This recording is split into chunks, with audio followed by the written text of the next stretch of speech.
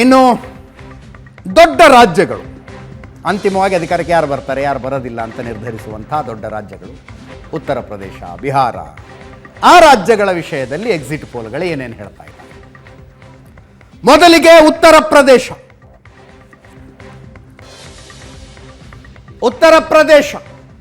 ಮಾರ್ಟಿಸ್ ಪ್ರಕಾರ NDA 80 ಕ್ಷೇತ್ರಗಳಿದ್ದಾವೆ, ಒಟ್ಟು 72 NDA ಗೆಲ್ಲುತ್ತೆ. G news ಪ್ರಕಾರ 67ರಿಂದ 74, ಪಿ ಮಾರ್ಕ್ ಪ್ರಕಾರ 69, ನ್ಯೂಸ್ ನೇಷನ್ ಪ್ರಕಾರ 67. ಕಳೆದ ಸಲ ಬಿಜೆಪಿಯ ಸಂಖ್ಯೆಯಲ್ಲಿ 62 ಇತ್ತು. ಮಾರ್ಟಿಸ್ ಪ್ರಕಾರ INDIA ಮೈತ್ರಿಕೂಟ, ಕಾಂಗ್ರೆಸ್ ಸಮಾಜವಾದಿ ಪಕ್ಷದ ಮೈತ್ರಿಕೂಟ 8 ಸ್ಥಾನ, ಜಿ ನ್ಯೂಸ್ ಪ್ರಕಾರ 6ರಿಂದ 11, ಪಿ ಮಾರ್ಕ್ ಪ್ರಕಾರ 11, ನ್ಯೂಸ್ ನೇಷನ್ ಪ್ರಕಾರ 10.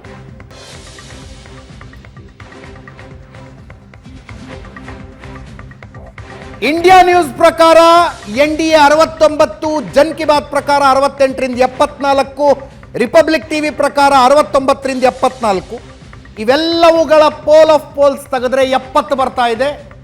NDA ಮೈತ್ರಿಕೂಟ, ಬಿಜೆಪಿ ನೇತೃತ್ವದ ಮೈತ್ರಿಕೂಟ. ಪೋಲ್ಸ್ ತೆಗೆದ್ರೆ ಸಮಾಜವಾದಿ ಪಕ್ಷ ಕಾಂಗ್ರೆಸ್ ಮೈತ್ರಿಕೂಟ 9 ಸ್ಥಾನಕ್ಕೆ ಬರ್ತಾ ಇದೆ. ಇತರೆ 1 ಆಗಬಹುದು. ಇತರೆ 1.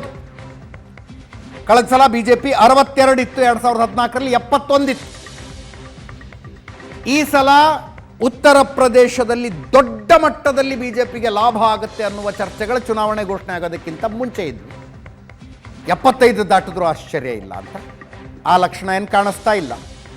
ಜೊತೆಗೆ ಅಯೋಧ್ಯೆ ಇರುವಂಥ ರಾಜ್ಯ, ರಾಮ ಮಂದಿರದ ಇಂಪ್ಯಾಕ್ಟ್ ಆದರೆ ಇಲ್ಲೇ ಜಾಸ್ತಿ ಆಗಬೇಕಲ್ವಾ ಅನ್ನುವ ಲಾಜಿಕ್ಕನ್ನು ಹೇಳಲಾಗ್ತಾ ಇತ್ತು. ಅದು ಎಷ್ಟರ ಮಟ್ಟಿಗೆ ಆಗಿದೆಯೋ ಗೊತ್ತಿಲ್ಲ. ಪ್ರಶಾಂತ್, ಅಜಿತ್, 2014ರಲ್ಲಿ ಉತ್ತರ ಪ್ರದೇಶದಲ್ಲಿ 71 ಸೀಟ್ವರೆಗೆ BJP ಹೋಗಿತ್ತು. 2 ಅಪ್ನಾದಲ್ಲಿ ಗೆದ್ದಿತ್ತು, 73. 19ರಲ್ಲೇ ಈ ಇಡೀ ಬಾಲಾಕೋಟ್ ಏರ್ ಸ್ಟ್ರೈಕ್ ಇದ್ದ ಸಂದರ್ಭದಲ್ಲೂ ಕೂಡ BJP 62 ಗೆದ್ದಿತ್ತು. ಹೌದು. SP BSP ಮೈತ್ರಿಕೂಟದ ಕಾರಣದಿಂದಾಗಿ ವೋಟ್ ಇಬ್ಬರದು ಲೆಕ್ಕ ಹಾಕಿದರೆ ಅದು BJPನ ಸರ್ಪಾಸ್ ಮಾಡುತ್ತೆ ಅಂತ. ಬಟ್ ಹಾಗಾಗಲಿಲ್ಲ. BSPಗೆ ಲಾಭ ಆಯಿತು. ಹೌದು, 10 ಸ್ಥಾನ BSP. ಆದರೆ ದಲಿತ ಮತದಾರರು SP ಶಿಫ್ಟ್ ಆಗಲಿಲ್ಲ. ಕರೆಕ್ಟ್. ಹಾಗಾಗಿ BSP 10 ಬಂತು, SP 5 ಬಂತು. ಈ ಬಾರಿ SP ಪ್ಲಸ್ ಕಾಂಗ್ರೆಸ್ ಆಗಿದೆ. ನನಗನ್ಸುತ್ತೆ SP ಸಾಕಷ್ಟು ಪ್ರಯತ್ನವನ್ನು ಈ ಬಾರಿ ದಲಿತರ ಮತಗಳನ್ನು ತೆಗೆದುಕೊಳ್ಳೋದಕ್ಕೆ ಮಾಡಿದೆ. ಬಟ್ ಅಲ್ಲಿ ಇಂಟ್ರೆಸ್ಟಿಂಗ್ ಆಗಿರೋದು ಮಾಯಾವತಿ ಹಾಕಿರ್ತಕ್ಕಂಥ ಕ್ಯಾಂಡಿಡೇಟ್ಗಳು. ಮಾಯಾವತಿ ತಮ್ಮ ಅಣ್ಣನ ಮಗ ಆಕಾಶ್ ಆನಂದ್ ಹೇಳ್ತಿದ್ದ BJPನ ಮೆಟ್ ತೆಗೆದುಕೊಂಡು ಹೊಡೀರಿ, ಈ ಎಲ್ಲ ಭಾಷೆ ಪ್ರಯೋಗ ಮಾಡಿದಾಗ ಆತನನ್ನು ಪ್ರಚಾರದಿಂದ ಮಾಯಾವತಿ ದೂರ ಸರಿಸಿದರು. ಕ್ಯಾಂಡಿಡೇಟ್ಗಳನ್ನು ಕೂಡ BJPಗೆ ಪೂರಕವಾಗಿ ಹಾಕಿದ್ರು ಅಂತಕ್ಕಂಥ ಚರ್ಚೆ ಉತ್ತರ ಪ್ರದೇಶದಲ್ಲಿ ಜಾಸ್ತಿ ಇತ್ತು. ನನಗನ್ಸುತ್ತೆ ಅಖಿಲೇಶ್ ಯಾದವ್ 2012ರ ವಿಧಾನಸಭಾ ಗೆಲುವಿನ ನಂತರ ಒಂದೂ ಚುನಾವಣೆಯಲ್ಲಿ ಅವರು ಒಳ್ಳೆಯ ಫಲಿತಾಂಶವನ್ನು ತೋರಿರಲಿಲ್ಲ. ಈ ಬಾರಿ ಆ್ಯಂಟಿ BJP ಮತಗಳು ಅಖಿಲೇಶ್ ಹತ್ರ ಹೆಚ್ಚು ಗ್ರಾವಿಟೇಟ್ ಆದಂತೆ ಕಾಣ್ತಾ ಇದೆ. ಅವರು ಎಷ್ಟು ಸೀಟ್ಗಳಲ್ಲಿ ಅದನ್ನು ಸೀಟನ್ನಾಗಿ ಪರಿವರ್ತಿಸ್ತಾರೆ ಅಂತಕ್ಕಂಥದ್ದು ಪ್ರಶ್ನಾರ್ಥಕ. ಆದರೆ ಉತ್ತರ ಪ್ರದೇಶದಲ್ಲಿ ನೋಡಿ, ಈಗ BJPಯಿಂದ ಏನು ಎಕ್ಸ್ಪೆಕ್ಟೇಷನ್ ಇದೆ, 100 ತೆಗೆದುಕೊಳ್ಳೋರು 80 ತೆಗೆದುಕೊಂಡ್ರೂ ಕೂಡ BJPಗೆ ಸಮಸ್ಯೆ ಇದೆ. ಮಾರ್ಕ್ಸ್ ರೂಪದಲ್ಲಿ ನಾನು ಹೇಳಿದೆ. 35 ತೆಗೆದುಕೊಳ್ಳೋರು 50ಕ್ಕೆ ಬಂದರೂ ಕೂಡ ಅವ್ರಿಗೆ ಜಾಸ್ತಿ ಶಹಬಾಸ್ಗಿರಿ ಸಿಗುತ್ತೆ. ಅದು BJPಯ ಉತ್ತರ ಪ್ರದೇಶದ ದೊಡ್ಡ ಸಮಸ್ಯೆ. ನನಗನ್ಸುತ್ತೆ ರಾಮ ಮಂದಿರ, ನರೇಂದ್ರ ಮೋದಿ ಮತ್ತು ಯೋಗಿ, ಈ 3 ಫ್ಯಾಕ್ಟರ್ಗಳ ಆಧಾರದ ಮೇಲೆ BJP ನೀವು ಅಟಲ್ ಬಿಹಾರಿ ವಾಜಪೇಯಿ ಇದ್ದಾಗ ಹೈಯೆಸ್ಟ್ ಟ್ಯಾಲಿ ವಾಸ್ 51. ನೀವು ಪೀಕಿಗೆ ಹೋದ್ಮೇಲೆ ಕಡಿಮೆ ಬರೋದು ಸಹಜ ಮತ್ತು ಸ್ವಾಭಾವಿಕ. ಅದು ಎಷ್ಟು ಕಡಿಮೆ ಬರುತ್ತೆ? ಕೆಲವು ಸರ್ವೆಗಳು ಹೇಳ್ತಾ ಇವೆ 68, 70ರವರೆಗೆ ಹೋಗ್ಬೋದು. ಕೆಲವು ಸರ್ವೆಗಳು ಹೇಳ್ತಾ ಇವೆ 55ರಿಂದ 60ರವರೆಗೆ ಹೋಗ್ಬೋದು ಅಂತಕ್ಕಂಥದ್ದು. ಅದು ಎಷ್ಟು ಬರುತ್ತೆ ಉತ್ತರ ಪ್ರದೇಶದಲ್ಲಿ ಅಂತಕ್ಕಂಥದ್ದು ನಿಮಗೆ ಟೋಟಲ್ ಟ್ಯಾಲಿ ಮೇಲೆ ನೇರ ಪರಿಣಾಮವನ್ನು ಬೀರುತ್ತೆ. If you are 55 and if you are 70. ಈ ಸರ್ವೆಗಳನ್ನು ನೋಡ್ತಾ ಇದ್ರೆ ಕರ್ನಾಟಕದಲ್ಲಿ BJP ಎಷ್ಟನ್ನು ಕಳ್ಕೊಳ್ಳುತ್ತೋ ಅಷ್ಟನ್ನು ದಕ್ಷಿಣ ಭಾರತದಲ್ಲಿ ಅಡ್ಜಸ್ಟ್ ಮಾಡ್ಕೊಂಡ್ಬಿಡುತ್ತೆ.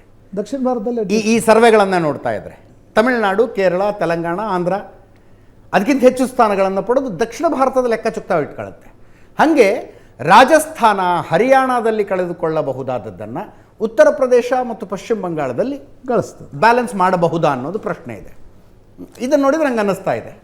ಆಮೇಲೆ ನೋಡಿ ಉತ್ತರ ಪ್ರದೇಶದಲ್ಲಿ ನಿಮ್ಗೆ 62ಕ್ಕಿಂತ ಕಡಿಮೆ ಹೋದರೆ ಸಮಸ್ಯೆ.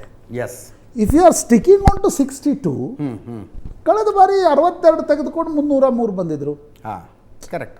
ನಿಮಗೆ ಬಿ ಜೆ ಪಿಯನ್ನು ಹಿಂದಕ್ಕೆ ತಳ್ಳಬೇಕಾದ್ರೆ ಉತ್ತರ ಪ್ರದೇಶದಲ್ಲಿ 50ಕ್ಕಿಂತ ಕಡಿಮೆ ತಳ್ಳಬೇಕು. ಎಸ್, ಅಂದರೆ ನಿಮಗೆ 30 ಸೀಟ್ಗಳು ಬಂದುಬಿಡ್ತವೆ ಇಂಡಿಯಾ ಒಕ್ಕೂಟಕ್ಕೆ. ಅದು ಆದಂತೆ ಕಾಣ್ತಾ ಇಲ್ಲ. ಆದರೆ ಬಿ ಜೆ ಪಿ ಏನು 2014 ರಿಪೀಟ್ ಮಾಡ್ತೀವಿ ಅಂತಿತ್ತು, ಅದು ಕೂಡ ಆದಂತೆ ಕಾಣ್ತಾ ಇಲ್ಲ. But I still Ajit, B S ಪಿಯ ಕ್ಯಾಂಡಿಡೇಟ್ ಪಟ್ಟಿಯನ್ನು ನೀವು ತೆಗೆದು ನೋಡೋದಾದರೆ ಮಧ್ಯಪ್ರದೇಶ್, ಗುಜರಾತ್ ರೀತಿಯಲ್ಲಿ ವೋಟ್ ಕಟ್ ಆಗಿ ಏನೇ ಫಲಿತಾಂಶ ಬಂದರೂ ಆಶ್ಚರ್ಯ ಇಲ್ಲ ಉತ್ತರ ಪ್ರದೇಶದಲ್ಲಿ. ನೀವು ಆ ರೀತಿಯ ಕ್ಯಾಂಡಿಡೇಟ್ಗಳನ್ನು ಮಾಯಾವತಿ ಕೊಟ್ಟಿದ್ದಾರೆ. Mayawati may not win seats, she will not, she doesn't ಆದರೆ ಲುಕ್ ಲೈಕ್. ಮಾಯಾವತಿ ಹಾಕಿರ್ತಕ್ಕಂಥ ಕ್ಯಾಂಡಿಡೇಟ್ ಅಜಮ್ಗಢದಲ್ಲಿ she has given to Yadav candidate. ಅಜಮ್ಗಢದಲ್ಲಿ, ಜೌನ್ಪುರದಲ್ಲಿ ತಾನೇ ಗೆಲ್ಬಹುದಾಗಿರ್ತಕ್ಕಂಥ ಸೀಟ್ನಲ್ಲಿ ಎಸ್ ಪಿಯನ್ನು ಸೋಲಿಸೋದಕ್ಕೋಸ್ಕರ ಬಿ ಎಸ್ ಪಿ ಕ್ಯಾಂಡಿಡೇಟ್ ಕೊಟ್ಟಿದೆ.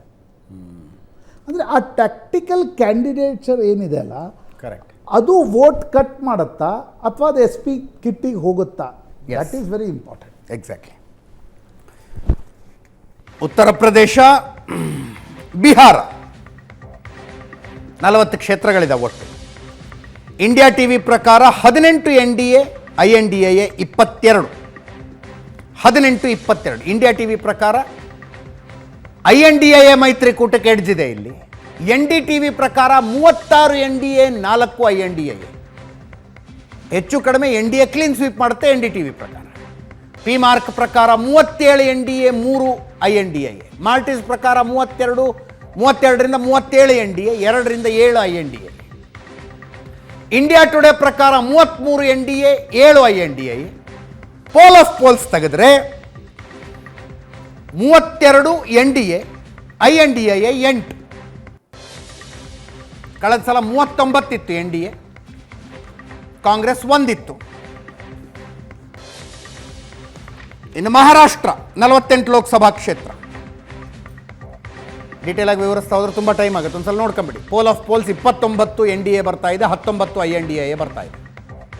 ಕಳೆದ ಸಲ 42 ಇತ್ತು NDA, ಶಿವಸೇನೆ BJP ಮೈತ್ರಿ ಇತ್ತು, 42 ಇತ್ತು.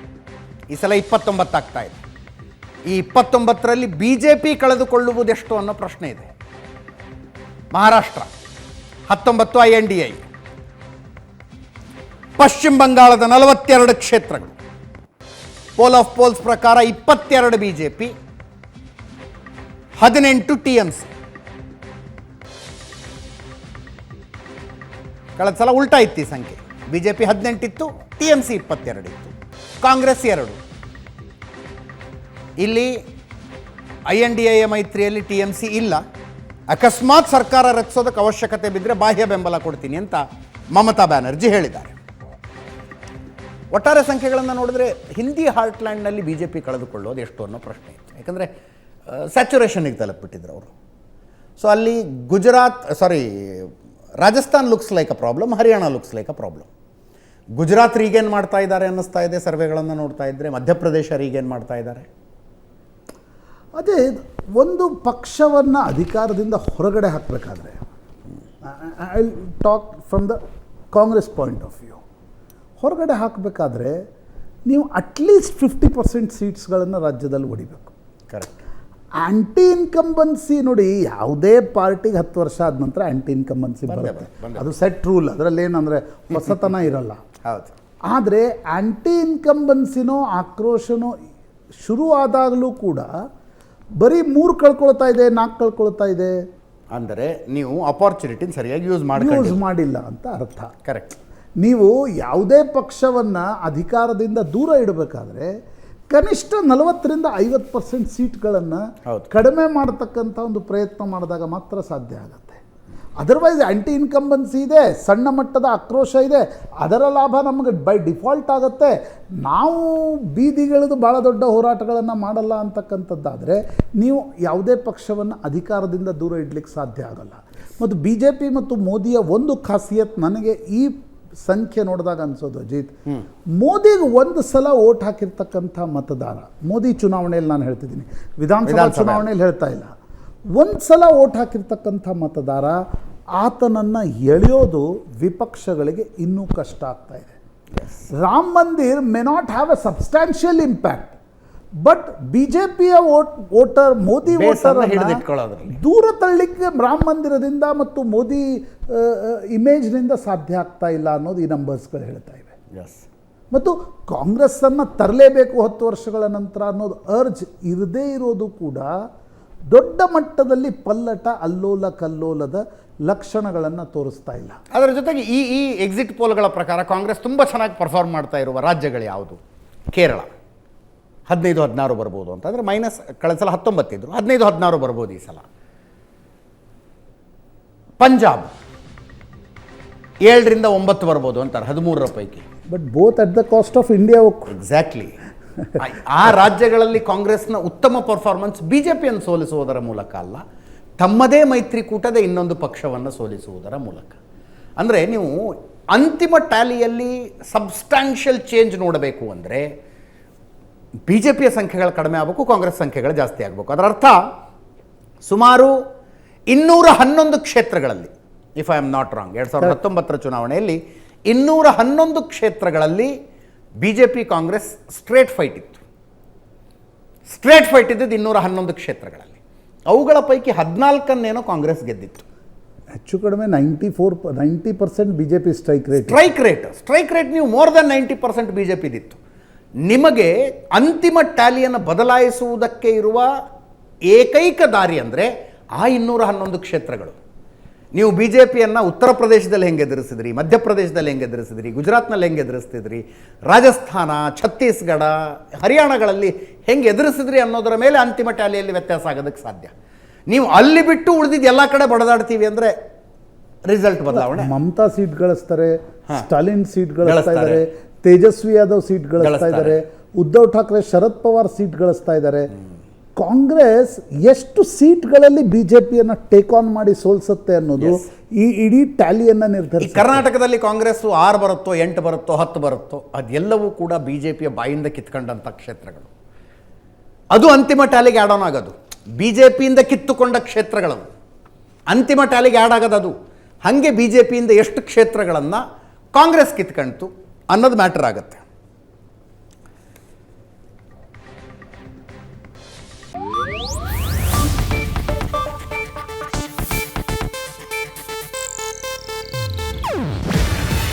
ಇದು ಏಷ್ಯಾನೆಟ್ ನ್ಯೂಸ್ ನೆಟ್ವರ್ಕ್ ಪ್ರಸ್ತುತಿ. ನೀವು ನೋಡ್ತಿದ್ದೀರಾ ಏಷ್ಯಾನೆಟ್ ಸುವರ್ಣ ನ್ಯೂಸ್.